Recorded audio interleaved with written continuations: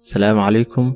isku soo noqdo aan waa Diftah Shuraym waa ilaam hadiis ah ina soo dhameynay course-ka bilowga ahaa ee nashqadinta. Waxaan mar kale bilaabi doonaa course cusub oo ku saabsan Adobe Photoshop. Course-kan si wada jir ah aniga iyo adiga waxaan ku wada baran doonaa wax kasta oo loo isticmaalo Photoshop-ka. Course-kan waa bilow, looma baahno ama qasab ma aha inaad tahay qof horay u yaqaanay Photoshop-ka ama wax uu bilownayn. hadeertaan haddii aad bilow tahay iyo haddii aad horay u taqaanay waana la bilaabi kartaa.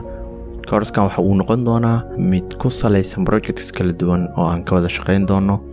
Waxaan baran doonaa toolal muhiim ah iyo practicada dunida laga isticmaalo mid la mid ah. Waxaad ku baran doontaa inta aad ku jirno course-kan sawirada sida ugu fiican ee loo iftiimin karo haddii mugdi ay yihiin, midabada sida la isaga tiro looguna daro faylashaada mina haddii aad u baahato. waxaa isticmaali doonaa maski, waxaan ku dari doonaa sawirada. waxaa baran doontaa secretska Photoshop-ka uu leeyahay. sidoo kale waxaa baran doonaa sida looga tiro objectiga sawiradaada ku jiro. intaadan dhameynin course-ka waxaad baranaysaa xirfadaha loo adeegsado maski adigoo habab casri ah u adeegsan doono. waxaa ka wada shaqayn doonaa qaabka image style-ka ay u muuqdaan iyo sida effect loogu daro.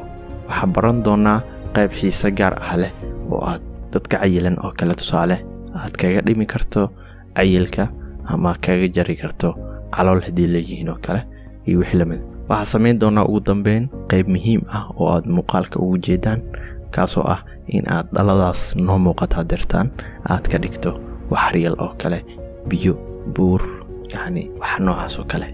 ugu dambeyn waxaa muuqaal kastaba soo raacin doonaa faylasha practicada ku isticmaalay si aadna isugu daydo kaliya.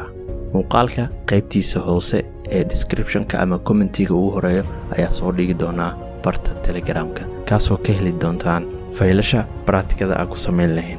haddii aadan weligaa Photoshop furin ayna kula tahay wax adag oo aan la sameyn karin, nagu soo biir. waxaan ku tusi doonaa wadada ugu fudud iyo toolska ugu fudud iyo habka ugu wanaagsan ee loo sameeyo. waa inoo cashirka xiga.